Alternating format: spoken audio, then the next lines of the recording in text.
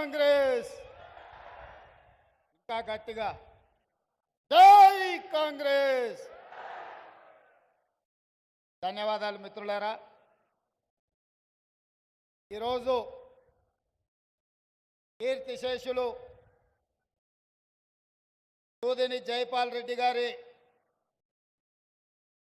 5వ వర్ధంతి సందర్భంగా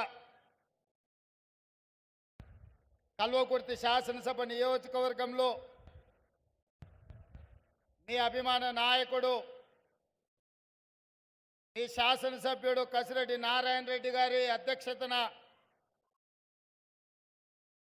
వారి జ్ఞాపకార్థం కొట్ర చౌరస్తాలో వారి విగ్రహావిష్కరణ కార్యక్రమంతో పాటు ఈ కల్వకుర్తి అభివృద్ధి కార్యక్రమాలకు సంబంధించి ఏ విధంగా అయినా ఈ రాష్ట్ర బడ్జెట్ మొత్తాన్ని ఈ కల్వకుర్తి అభివృద్ధి కోసమే రాబట్టుకుందామని మీ శాసనసభ్యులు ప్రయత్నం చేస్తూ నాతో పాటు ఈ కార్యక్రమంలో ఉమ్మడి మహబూబ్ నగర్ జిల్లా ఇన్ఛార్జ్ మంత్రివర్యులు దామోదర్ రాజ నరసింహ గారు, ఉమ్మడి మహబూబ్ నగర్ జిల్లా నుంచి ప్రాతినిధ్యం వహిస్తున్న మన మంత్రివర్యులు జూపల్లి కృష్ణారావు గారు, అదేవిధంగా నాగర్ కర్నూలు పార్లమెంట్ సభ్యులు డాక్టర్ మల్లు రవి గారు, ఈ వేదిక మీద సిడబ్ల్యూసి మెంబర్ కల్వకుర్తి మాజీ శాసనసభ్యులు మిత్రుడు వంశీచంద్రెడ్డి గారు, అదేవిధంగా అచ్చంపేట శాసనసభ్యులు డాక్టర్ వంశీకృష్ణ గారు, జడ్చర్ల శాసనసభ్యులు అనిరుద్ రెడ్డి గారు, మహబూబ్ నగర్ శాసనసభ్యులు ఎన్ఎం శ్రీనివాసరెడ్డి గారు, షాద్నగర్ శాసనసభ్యులు ఈర్లపల్లి శంకర్ గారు, నాగర్ కర్నూలు శాసనసభ్యులు డాక్టర్ రాజేష్ రెడ్డి గారు, అదేవిధంగా దేవరకద్ర శాసనసభ్యులు మధుసూదన్ రెడ్డి గారు, అదేవిధంగా ప్లానింగ్ కమిషన్ వైస్ చైర్మన్ పెద్దలు డాక్టర్ జిల్లెల చిన్నారెడ్డి గారు, వేదిక మీద పెద్దలందరూ, జైపాల్ రెడ్డి గారి కుటుంబ సభ్యులు, ప్రాణ సమానులైన కల్వకుర్తి నియోజకవర్గ కాంగ్రెస్ పార్టీ కార్యకర్తలకు, నాయకులకు మనస్ఫూర్తిగా ధన్యవాదాలు, కృతజ్ఞతలు. జూపల్లి కృష్ణారావు గారు చెప్పినట్టు ఢిల్లీకి రాజైన తల్లికి కొడుకే అన్నట్టుగా నేను జడ్పీటీసీగా, శాసనమండలి సభ్యుడిగా, శాసనసభ్యుడిగా, పార్లమెంట్ సభ్యుడిగా ఈనాడు తెలంగాణ రాష్ట్రానికి 2వ ముఖ్యమంత్రిగా ఏ బాధ్యత చేపట్టినా, ఎంత ఎత్తుకు ఎదిగినా నేను నల్లమల్ల బిడ్డనే, నేను మీ సోదరుడినే, నాకు ఏ హోదా వచ్చినా నా ఎదుగుదలకు కారణమైన ఈ నల్లమల ప్రాంతాన్ని, ఈ కల్వకుర్తి నియోజకవర్గ ప్రజల్ని నేను ఎప్పటికీ గుర్తుపెట్టుకుంటానని చెప్పి ఈ సందర్భంగా తెలియజేస్తున్నా. మిత్రులారా, జైపాల్ రెడ్డి గారి గురించి మాట్లాడాలి అంటే ఆలోచన చేసి మాట్లాడాల్సి ఉంటుంది.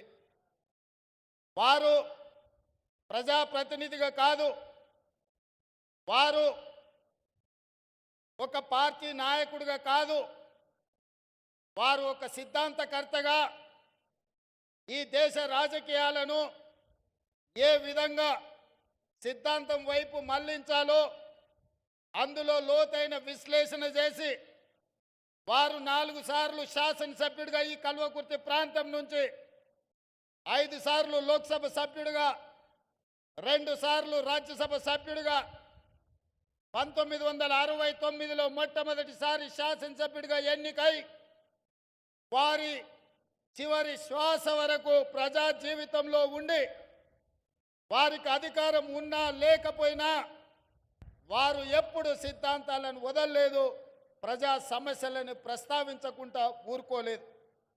చాలామంది నాయకులు పార్టీలు మారినప్పుడు పదవులను దృష్టిలో పెట్టుకొని ఎన్నికల్లో నెగ్గడానికి ఆలోచన చేస్తారు. కానీ విధి లేని పరిస్థితిలో రాజకీయాలలో జరిగిన పరిణామాలను దృష్టిలో పెట్టుకున్నప్పుడు జైపాల్ రెడ్డి గారు తన నిర్ణయాన్ని సిద్ధాంతపరంగా తన నమ్మిన సిద్ధాంతం కోసం గెలిచినా ఓడినా నమ్మిన సిద్ధాంతాన్ని ఆ సిద్ధాంతాన్ని పాటించే రాజకీయ పార్టీలో చేరాలి అని వారు ముందుకు సాగిన ఈ కల్వకుర్తి ప్రాంతం ప్రజా సమస్యల పరిష్కారంలో సిద్ధాంతాల ప్రాతిపదికన రాజకీయాలను చూసింది. ఒక ఎడమ కృష్ణారెడ్డి గారు కావచ్చు, ఒక దేప గోపాల్ రెడ్డి గారు కావచ్చు, ఒక మహేంద్రనాథ్ గారు కావచ్చు, ఉత్తమ పార్లమెంటేరియన్ కీర్తిశేషులు జైపాల్ రెడ్డి గారు కావచ్చు. ఏ రోజు కూడా పదవులతోని వాళ్లకు గౌరవం రాలే, వాళ్ళతోనే పదవులకు వన్నె వచ్చింది, గౌరవం తెచ్చింది. వారు ఆ పదవిలో ఉంటే ఆ పదవి గౌరవమే పెరిగింది తప్ప వాళ్ళ హోదా పెరిగినట్టుగా వాళ్ళు ఎప్పుడు భావించలే. అందుకే మిత్రులారా, అప్పుడప్పుడు కల్వకుర్తి నుంచి నన్ను కలవడానికి వచ్చే సర్పంచులను గ్రామస్థాయి నాయకులతో నేను అంటుంటా, అయా రాజకీయాలను సిద్ధాంతాలను జైపాల్ రెడ్డి గారు మీకు ఎక్కువ నేర్పించిండ్రు, మీరు కల్వకుర్తి స్థాయి కాదు జాతీయ స్థాయి రాజకీయాల గురించి మాట్లాడడంలో దిట్టగా మారినరు. మీతో వాదించి గెలవడం కష్టము, మీరేదన్నా పని అడిగితే చేసి పెడతామని నేను అంటుంటా. అందుకే ఈ ప్రాంతంలో ఉన్న తండాల నుంచి మొదలు పెడితే మారుమూలలో ఉన్న గ్రామ పంచాయతీల సర్పంచుల వరకు రాజకీయాలను విశ్లేషించడంలో ఈ కల్వకుర్తి ప్రజాప్రతినిధులకు ఒక ప్రత్యేకత ఉన్నది. ఈ ప్రాంతంలో ఈ రోజు కూడా జైపాల్ రెడ్డి గారు మన మధ్యత లేకపోయినా చాలామంది కలిసినప్పుడు, నన్నే కాదు ఎవరిని కలిసినా, భారత్ జోడోలో రాహుల్ గాంధీ గారిని కలిసినప్పుడు కూడా చాలామంది గర్వంగా వాళ్ళు రాహుల్ గాంధీ గారికి, సార్ మేము జైపాల్ రెడ్డి గారి అనుచరులము, మేము జైపాల్ రెడ్డి గారి శిష్యులమని గర్వంగా చెప్పుకోవడం నేను చూసిన. వారు నేర్పించిన విలువలు, వారు ప్రజల కోసం పనిచేయాల్సిన విధానాన్ని ఈ కల్వకుర్తి ప్రాంతంలో ప్రజాప్రతినిధుల్లో ఈరోజు కూడా మనం చూడొచ్చు.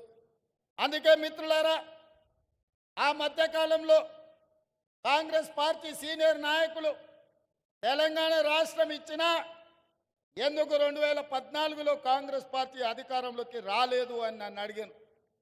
నేను ఒక విశ్లేషణ చెప్పిన, రాష్ట్రం అయితే ఇచ్చిండ్రు కానీ ఆ రాష్ట్రానికి నాయకత్వం వహించాల్సిన నాయకుడు పేరు తెలంగాణ ప్రజలు మీరు చెప్పకపోవడం వల్ల కాంగ్రెస్ పార్టీ ఒకవేళ అధికారంలోకి వస్తే ఎవరు ఈ తెలంగాణ రాష్ట్రానికి మొదటి ముఖ్యమంత్రి అవుతారో ప్రజలకు మీరు చెప్పకపోవడం వల్లనే కాంగ్రెస్ పార్టీకి నష్టం జరిగింది.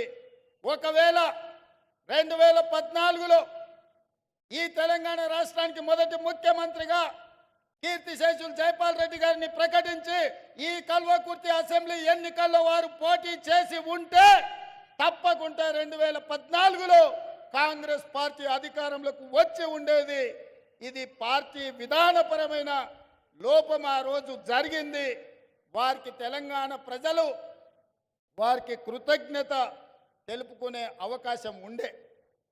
ఎందుకు నేను ఈ మాట ఈ వేదిక మీద నుంచి చెప్తున్నా అంటే, ఈ మధ్యకాలంలో 2023 బడ్జెట్ సమావేశాలలో నరేంద్ర మోడీ గారు మాట్లాడుతూ కాంగ్రెస్ పార్టీ తెలంగాణ బిల్లును పార్లమెంటు తలుపులు మూసి లైవ్ కట్ చేసి ఆమోదింపజేసుకున్నారు, తల్లిని చంపి బిడ్డను కాపాడినరు అని నరేంద్ర మోడీ గారు ఒక తీవ్రమైన ఆరోపణ చేసింది. ఆ రోజు పార్లమెంటు తెలంగాణ బిల్లు వచ్చినప్పుడు సభలో గందరగోళం ఏర్పడి తెలంగాణ బిల్లు ఆమోదం కాదేమో అని ఆందోళన చెందుతుంటే సభ వాయిదా పడ్డప్పుడు ఆనాటి స్పీకర్ శ్రీమతి మీరా కుమారి గారికి జైపాల్ రెడ్డి గారు ఒక సూచన చేసిండ్రు. మూడ్ ఆఫ్ ద హౌస్ చూసి తలుపులు మూసి తెలంగాణ బిల్లును ఆమోదింపజేసుకుంటే ఖచ్చితంగా తెలంగాణ రాష్ట్రం ఏర్పడుతుందని జైపాల్ రెడ్డి గారు మీరా కుమారి గారికి చేసిన సూచనను పాటించి పార్లమెంటు తలుపులు మూసి లైవ్లు కట్ చేసి మీరా కుమారి గారు తెలంగాణ రాష్ట్రాన్ని మనకిచ్చింది. అట్లనే జైపాల్ రెడ్డి గారి సూచనతోటే జైపాల్ రెడ్డి గారు కేంద్ర మంత్రివర్యులుగా మంత్రివర్గ సమావేశంలో మన్మోహన్ సింగ్ గారిని సహచర మంత్రివర్గ సభ్యులకు తెలంగాణ రాష్ట్రం ఎందుకోసం ఏర్పడాలి, తెలంగాణ రాష్ట్రము ఎందుకు ప్రజలు కోరుకుంటున్నారో సంపూర్ణంగా వారు వివరించింది. అందుకే కేబినెట్ మొత్తం ఏకగ్రీవంగా ఆమోదం చేసి తెలంగాణ రాష్ట్ర ఏర్పాటును కాంగ్రెస్ పార్టీ చేసింది. కానీ ఆ తర్వాత ఆశించిన ఫలితాలు రాలే. కల్వకుర్తి నియోజకవర్గ ప్రజలు, జైపాల్ రెడ్డి గారి అభిమానులు కల్వకుర్తి ప్రాంతం నుంచి తెలంగాణ రాష్ట్రానికి ముఖ్యమంత్రి అయ్యే అవకాశం చేయి జారిపోయిందని బాధపడ్డారు. కానీ 10 సంవత్సరాల కాలక్రమంలో ఈ ప్రాంతం నుంచి ఒకనాడు కల్వకుర్తి నియోజకవర్గంలో భాగమైన మేడ్చల్ మండలంలో 2006 సంవత్సరంలో మీ అభిమానంతో మీరు గుండెల్లో పెట్టి చూసుకొని మీరు భుజాల మీద మోసి మొట్టమొదటిసారి జిల్లా పరిషత్ మెంబర్గా ఇండిపెండెంట్గా నన్ను గెలిపిస్తే ఆనాడు మేడ్చల్ మండలంలో మీరు నాటిన మొక్క ఈనాడు వృక్షమై తెలంగాణ రాష్ట్రానికి ముఖ్యమంత్రి అయి మీ ముందు నిలబడ్డాడు. ఈ కల్వకుర్తి ప్రాంతం నుంచే మీ బిడ్డ ఈరోజు ఈ తెలంగాణ రాష్ట్రానికి ముఖ్యమంత్రి అయింది. అందుకే మిత్రులారా, మా నారాయణ రెడ్డి గారు అడిగినరు, వారు ఎకరు పెట్టిన అభివృద్ధి కార్యక్రమాలను చూస్తే బట్టి విక్రమార్క గారు ప్రవేశపెట్టిన 2,91,000 కోట్లు నేను కల్వకుర్తికే ఇచ్చిపోవాల్సి వస్తుంది. మిగతా 118 నియోజకవర్గాలకు ఇవ్వడానికి కూడా నా దగ్గర ఏముండదు. అయినా మీ సోదరుడిగా మీ బిడ్డగా ఆనాడు ఇదే మైదానంలో నేను రాహుల్ గాంధీ గారు వచ్చొక్క మాట చెప్పిన మా మిత్రుడు వంశీచంద్రెడ్డి గారు సాక్షిగా నారాయణ రెడ్డిని మీరు గెలిపించండి, ఈ కల్వకుర్తికి ఒక్కరు కాదు 2 శాసనసభ్యులు ఉంటారు, ఒకటి నారాయణ రెడ్డి అయితే రెండవది రేవంత్ రెడ్డి, ఈ ప్రాంతాన్ని అభివృద్ధి చేస్తా అని ఇదే మైదానంలో ఇక్కడి నుంచే మీకు మాట ఇచ్చిన. ఒక్కసారి కాంగ్రెస్ పార్టీ మాట ఇస్తే మాట నిలబెట్టుకోవడానికి ఎంత దూరమైనా వెళ్తుంది. అందుకే ఈరోజు ఈ వేదిక మీద నుంచి ఈ కల్వకుర్తి శాసనసభ నియోజకవర్గంలో 100 పడకల ఆసుపత్రిని మంజూరు చేసి ఈ ప్రాంత పేదలకు ప్రభుత్వ వైద్యాన్ని అందించే బాధ్యత రాష్ట్ర ప్రభుత్వం తీసుకుంటుంది. అదేవిధంగా R&B రోడ్ల కోసం నారాయణ రెడ్డి గారు అడిగినరు, రోడ్ల వివరాలు మళ్ళీ ఇస్తా. 180 కోట్ల రూపాయలతోటి R&B గెస్ట్ హౌస్తో పాటు R&B రోడ్ల 180 కోట్ల రూపాయలు ఇవాళ ఈ కల్వకుర్తి శాసనసభ నియోజకవర్గానికి మంజూరు చేస్తామని చెప్పి నేను ఈ సందర్భంగా తెలియజేస్తున్నా. అదేవిధంగా ఈ ప్రాంతంలో నిరుద్యోగ యువకులు ఎక్కువ అటు మాడుగులు కావచ్చు, ఆమన్గల్ కావచ్చు, కడతాలు కావచ్చు, తలకొండపల్లి కావచ్చు, వెల్దండ కావచ్చు, కల్వకుర్తి కావచ్చు, ఒంగూరు ప్రాంతం కావచ్చు, మిడ్చల్ ప్రాంతం కావచ్చు, ఈ ప్రాంతంలో చైతన్యం ఉన్నది. చైతన్యవంతమైన యువకులకు నిరుద్యోగ సమస్య ఉన్నది. ఆ నిరుద్యోగ సమస్యను పరిష్కరించడానికి నేషనల్ అకాడమీ ఆఫ్ కన్స్ట్రక్షన్ నుంచి ఒక స్కిల్ సెంటర్ని ఆమన్గల్లో ఇచ్చి 10 కోట్ల రూపాయలతోటి తక్షణమే పనులను ప్రారంభించే మంజూరు ఈ వేదిక మీద నుంచి మీకు అందరికీ ఇస్తున్నాం. అదేవిధంగా ఆమన్గల్లో డిగ్రీ కాలేజ్ బిల్డింగ్ లేదు, జూనియర్ కాలేజ్ బిల్డింగ్ లేదని మా శాసనసభ్యులు చెప్పినారు. దానికి ఎంత ఖర్చు అయినా తక్షణమే వాటికి మంజూరు చేసే బాధ్యత ఈ ప్రభుత్వం తీసుకుంటుంది అని చెప్పి నేను ఈ సందర్భంగా తెలియజేస్తున్నా. అదేవిధంగా వివిధ ప్రాంతాలకు సంబంధించిన హై లెవెల్ బ్రిడ్జెస్ గురించి నారాయణ రెడ్డి గారు అడిగినారు. కల్వకుర్తి శాసనసభ నియోజకవర్గంలో 5 హై లెవెల్ బ్రిడ్జిలు 15 కోట్ల రూపాయలతో మంజూరు చేసి మీ సమస్యల్ని పరిష్కరించే బాధ్యత ఈరోజు కాంగ్రెస్ పార్టీ తీసుకుంటుంది. అదేవిధంగా మాడుగుల మండలం జైపాల్ రెడ్డి గారి సొంత గ్రామం.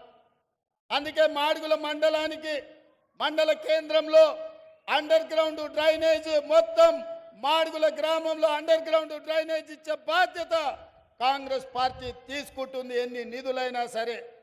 అదేవిధంగా మాడుగుల మండలంలో ఎడ్యుకేషనల్ ఇన్స్టిట్యూట్స్, గ్రామస్థాయి పాఠశాలల్లో కనీస వసతులు లేవు. అందుకే మాడుగుల మండలంలో ఉన్న ప్రభుత్వ పాఠశాలలో కనీస వసతులను మెరుగుపరచడానికి ఒక్క మాడుగుల మండలానికి 10 కోట్ల రూపాయలను మంజూరు చేసి మాడుగుల్లో చదువుకునే పేదల పిల్లలకు ఖచ్చితంగా సహాయాన్ని అందించే బాధ్యత కాంగ్రెస్ పార్టీ తీసుకుంటుంది.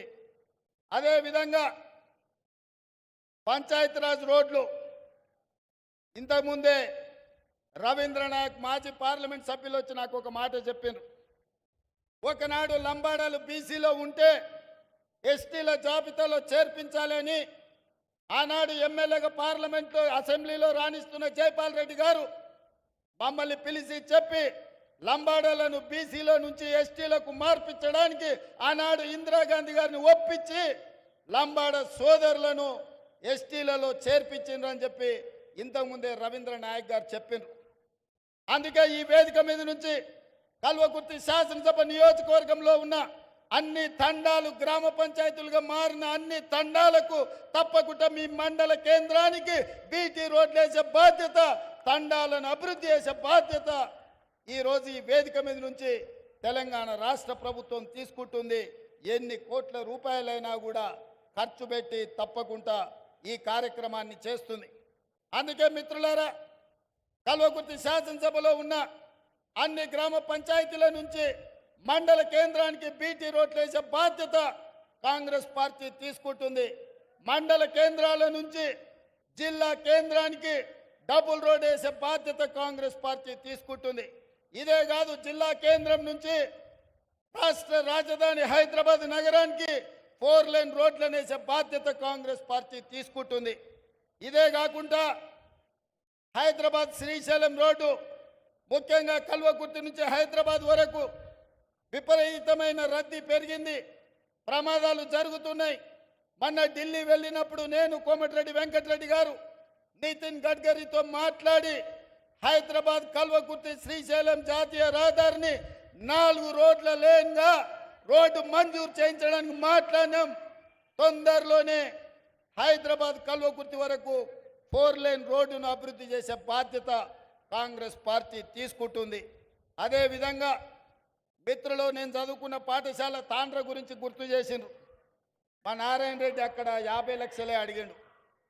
నేను చదువుకున్న పాఠశాల తాండ్ర హై స్కూల్కు 5 కోట్ల రూపాయలు ఇచ్చి అక్కడ పాఠశాలను అభివృద్ధి చేసే బాధ్యత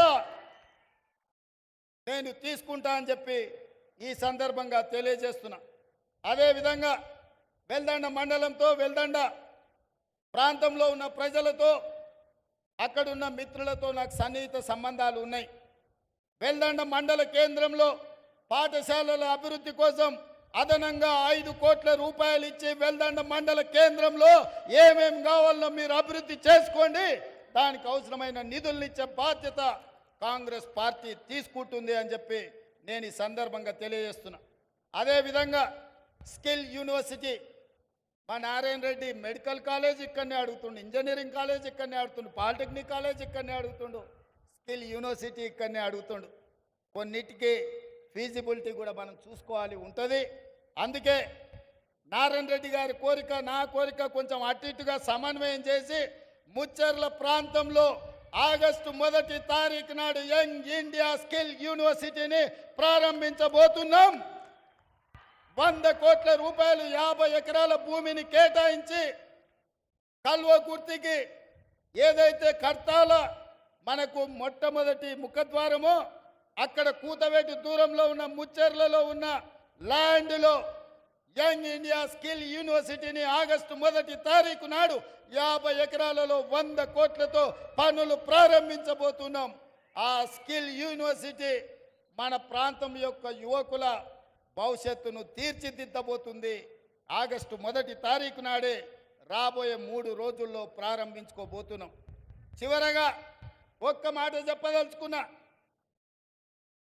ఎన్నికల్లో శ్రీమతి సోనియా గాంధీ గారు రాజీవ్ గాంధీ ప్రాంగణం తుక్కుగూడ రంగారెడ్డి జిల్లాలో సెప్టెంబర్ 17, 2023 నాడు 6 గ్యారెంటీలను ఇవ్వడం జరిగింది.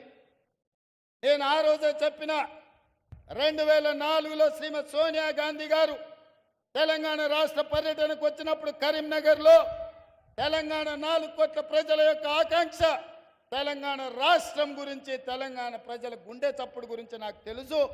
తప్పకుండా మీ ఆకాంక్ష నెరవేరుతుందని వారు మాట ఇచ్చింది. ఆ మాట నిలబెట్టుకోవడానికి ఎన్ని ఒడిదుడుకులు వచ్చినా, ఎన్ని అడ్డంకులు వచ్చినా, తెలంగాణ రాష్ట్రం ఇస్తే ఆంధ్రప్రదేశ్లో పార్టీ ఉనికి కోల్పోయి, కేంద్రంలో అధికారం కోల్పోయి, తెలంగాణ రాష్ట్రంలో ఒడిదుడుకులను ఎదుర్కొన్నా సోనియా గాంధీ గారు ఇచ్చిన మాట నిలబెట్టుకోవడానికి మాట తప్పని మడమ తిప్పని నాయకురాలుగా 2004లో తెలంగాణ రాష్ట్రం ఇస్తా అని 2014లో రాష్ట్రం ఇచ్చిండ్రు. మరి అలాంటి నాయకురాలు తుక్కుగూడ రంగారెడ్డి జిల్లాలో 6 గ్యారెంటీలను ఇస్తే ఆమె వారసులుగా, కాంగ్రెస్ పార్టీ అధ్యక్షుడిగా, మీ బిడ్డగా 6 గ్యారెంటీలను అమలు చేసే బాధ్యత నాది. అందుకే ఈరోజు ఆడబిడ్డలకు ఆర్టీసీలో ఉచిత ప్రయాణం ఇచ్చి 2500 కోట్ల రూపాయలు ఆర్టీసీకి చెల్లించడం, రాజీవ్ ఆరోగ్యశ్రీని 5 లక్షల నుంచి 10 లక్షలకు పెంచడం, పేదవాడు నిలవడానికి నీడ, ఊర్లో ఆత్మగౌరవం, ఇందిరమ్మ ఇల్లు, 4.5 లక్షల ఇండ్లను పేదవాళ్లకు 10,000 కోట్లతో మంజూరు చేసి ఇవాళ పేదవాళ్లను ఆదుకునే ఇందిరమ్మ ఇళ్లను మంజూరు చేసినాం.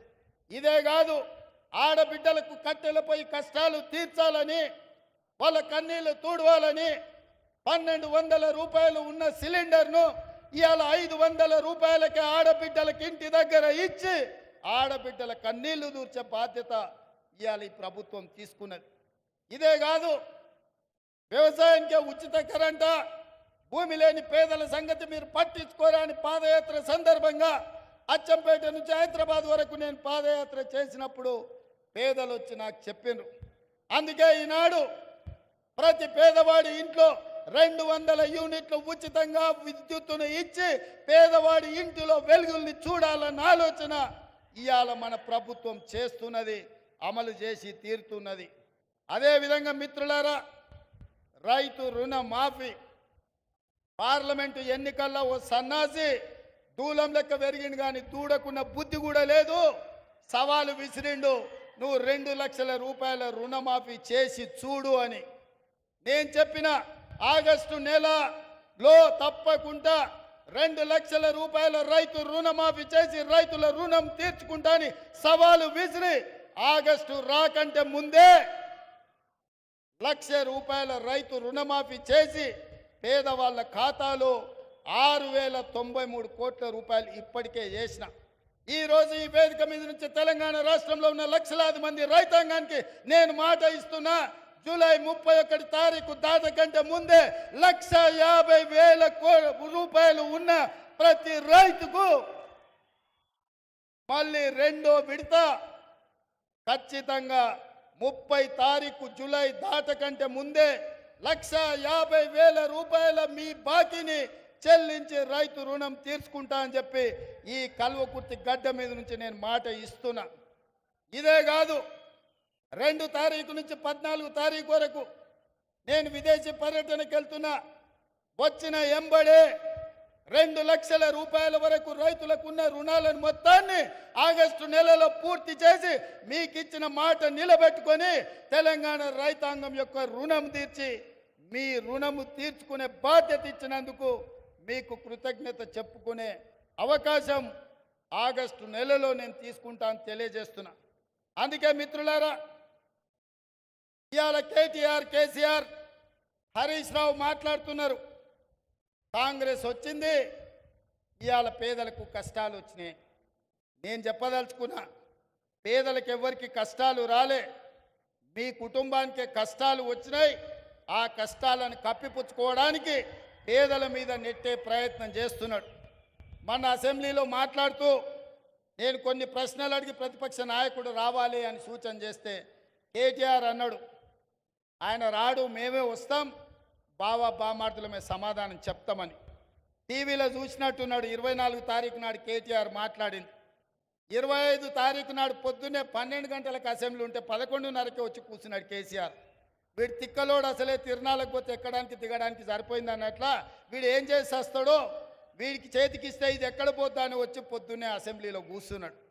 అంటే కొడుకేమో రాడంటాడు, తండ్రి ఏమో పొద్దునే వచ్చి కూసుంటాడు. అంటే ఇవాళ వాళ్ళ మధ్యలో సమన్వయం లేదు. అధికారం కోల్పోయిన బాధ కొట్టొచ్చినట్టు కనిపిస్తుంది. అదే కాకుండా మన ఆయన మేడిగడ్డ గోదావరి ప్రాజెక్టులను పరిశీలించడానికి పోయిండు. మా దగ్గర బాలయ్య అనే డ్రైవర్ ఉంటాడు. వాళ్ళ కొడుకు అక్కడ ఇక్కడ హడావిడిగా తిరుగుతున్నాడు. వాడు 10వ తరగతి పాస్ అయింది, కానీ వాడికి ఏందో ఈ తిరుగుళ్ళ అలవాటు. ఊరికే టీవీ చూస్తున్నాడు. కేటీఆర్ ఉన్నాడా సార్ అంటుండు. ఎందుకురా అంటే, సార్ కేటీఆర్ గారికి సెల్ఫీలు దిగుడు, సెల్ఫీ డబ్బా కొట్టుకున్నాడు అలవాటు. అసెంబ్లీలో నోరు జారుతాడు. ఆడ మేడిగడ్డ గోదావరి జిల్లాల కాలు జారిండు అనుకో, అండ్లబడి కొట్టకపోతే లేనిపోని పని అవుతుంది అన్నాడు. మరి ఏం చేయాలంటే ఇది కూడా కష్టమే సార్. ఆయన నీళ్ళలో కొట్టకపోతే నా కుటుంబానికి విషాదం, బయటికి తీస్తేనేమో ఇది రాష్ట్రం మొత్తానికి విషాదం అవుతుంది. ఎందుకంటే ఈ తెలంగాణను తెగ నమ్ముకుంటారు వాళ్ళ కుటుంబం అని. అందుకే ఈరోజు ఈ తెలంగాణ రాష్ట్రంలో ప్రజలని వంచినందుకు 2023లో ప్రభుత్వానికి రాకుండా ఓడగొట్టిండ్రు. బుద్ధి మారక, అహంకారం తగ్గక అల్పం మాటలు మాట్లాడుతుంటే పార్లమెంటులో గుండు సున్నా ఇచ్చిండ్రు టీఆర్ఎస్కు. ఇప్పటికి కూడా వాళ్ళ బుద్ధి మారలే. ప్రభుత్వం చేస్తున్న సంక్షేమ కార్యక్రమాలకు, ప్రభుత్వం తీసుకుంటున్న నిర్ణయాలకు సంపూర్ణంగా సహకరించి ప్రతిపక్ష పాత్ర పోషించి ఈ ప్రభుత్వానికి సూచనలు ఇస్తే కనీసం పంచాయతీ ఎన్నికల్లో ఏమైనా వస్తుండే.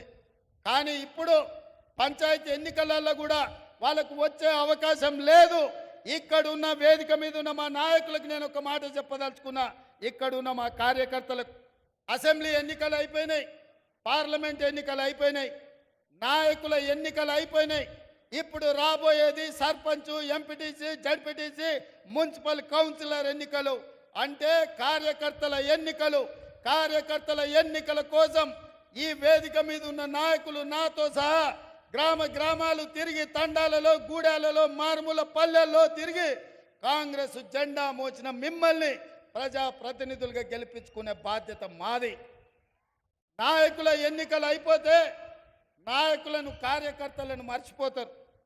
కానీ నేను నాయకుడిని కాదు, కార్యకర్తల కోసం కష్టపడేవాడిని. కార్యకర్తల్ని ప్రజాప్రతినిధులుగా గెలిపించి సంక్షేమంలో, అభివృద్ధిలో కార్యకర్తలను భాగస్వాములను చేసినప్పుడే కాంగ్రెస్ పార్టీ బలంగా ఉంటుందని నేను విశ్వసిస్తున్నా. అందుకే మిత్రులారా, రాబోయే సర్పంచ్ ఎన్నికలకు సమాయత్తం కాండి. ఎంపీటీసీలు, జడ్పీటీసీలు, కౌన్సిలర్లు, కార్పొరేటర్లు కార్యకర్తలను గెలిపించుకొని ఈ అధికారంలో మిమ్మల్ని భాగస్వాములను చేసుకొని ఈ ప్రభుత్వం అమలు చేస్తున్న సంక్షేమ కార్యక్రమాలు మీ ద్వారానే పేదలకు గ్రామాలలో అందించే బాధ్యత మేమందరం తీసుకుంటాం. అందుకే మిత్రులారా, కల్వకుర్తి ప్రాంత అభివృద్ధి కోసం ఈరోజు మీ ఎమ్మెల్యే నారాయణ రెడ్డి గారు ఏర్పాటు చేసిన ఈ సభకు మీరందరూ వచ్చేసి కల్వకుర్తి అభివృద్ధిలో భాగస్వాములై జైపాల్ రెడ్డి గారి గుర్తింపు, గౌరవాన్ని పెంచడానికి ఈరోజు ప్రతి ఒక్కరు ఎవరెవరైతే కృషి చేసిండ్రో, ఈరోజు జైపాల్ రెడ్డి గారి విగ్రహావిష్కరణ కొట్ర చౌరస్తాలో ఉండబోతుంది. కార్యక్రమం తర్వాత అక్కడికి వెళ్తున్నాం. కార్యకర్తలను అందరినీ కూడా జాగ్రత్తగా అక్కడికి రమ్మని సూచన చేస్తూ జైపాల్ రెడ్డి గారి విగ్రహావిష్కరణ చేయడం నాకు ఒక గొప్ప అవకాశం. తెలంగాణ రాష్ట్ర ముఖ్యమంత్రిగా బాధ్యతలు చేపట్టిన నాకు దక్షిణ తెలంగాణ నుంచి ఉత్తమ పార్లమెంటేరియన్గా ఎన్నికైన సిద్ధాంతకర్త, అదేవిధంగా ఈ దేశంలో సరళీకృత విధానాలతో దేశంలోనే వన్నె తెచ్చిన పివి నరసింహారావు గారి తర్వాత జాతీయ రాజకీయాలలో తెలుగు బిడ్డలకు గౌరవం తెచ్చిన జైపాల్ రెడ్డి గారి విగ్రహావిష్కరణలో పాల్గొన్న మీకందరికి కూడా మనస్ఫూర్తిగా ధన్యవాదాలు, కృతజ్ఞతలు తెలియజేసి సెలవు తీసుకుంటున్నా. జై కాంగ్రెస్.